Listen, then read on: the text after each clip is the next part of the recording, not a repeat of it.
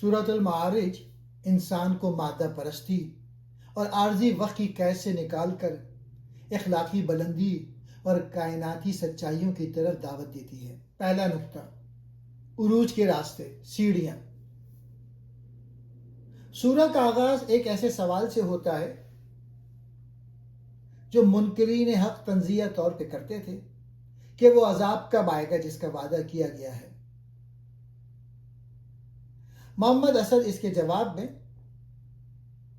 سیڑھیوں والے خدا کی اس طرح کی وضاحت کرتے ہوئے بتاتے ہیں کہ انسان کی روحانی ترقی کے مختلف درجات یا مراحل ہوتے ہیں۔ اللہ تک پہنچنے کا راستہ یکلخ نہیں بلکہ بتدریج ہے۔ وقت کی حقیقت اور قیامت۔ آیت 4 میں ذکر ہے کہ فرشتے اور روح اللہ کی طرف ایک ایسے دن میں بلند ہوتے ہیں جس کی مقدار 50,000 سال ہے۔ محمد اسد کے نزدیک یہ عدد 50,000 محض ایک بہت بڑی مدت کی علامت ہے جو یہ ظاہر کرتی ہے کہ کائناتی وقت اور انسانی وقت میں زمین آسمان کا فرق ہے۔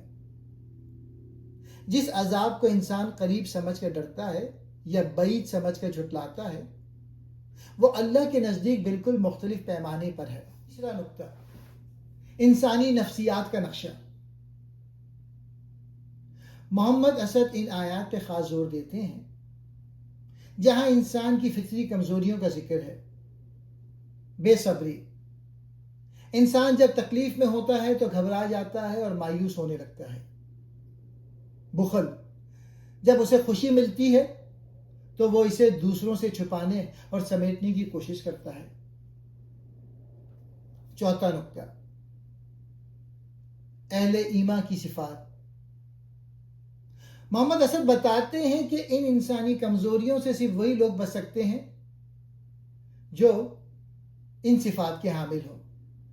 نماز کی پابندی، جو اپنی زندگی میں نظم و ضبط اور خدا سے تعلق برقرار رکھتے ہیں۔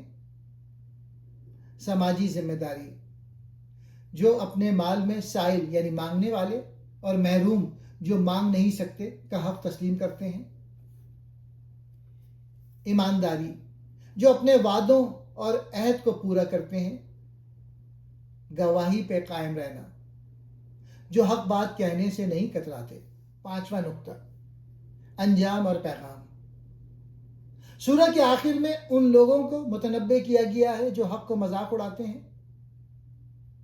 محمد اسد کے مطابق قیامت کا دن صرف جسمانی جزا و سزا کا دن نہیں ہے بلکہ یہ انسانی اعمال کے منطقی نتیجے کے ظاہر ہونے کا نام ہے۔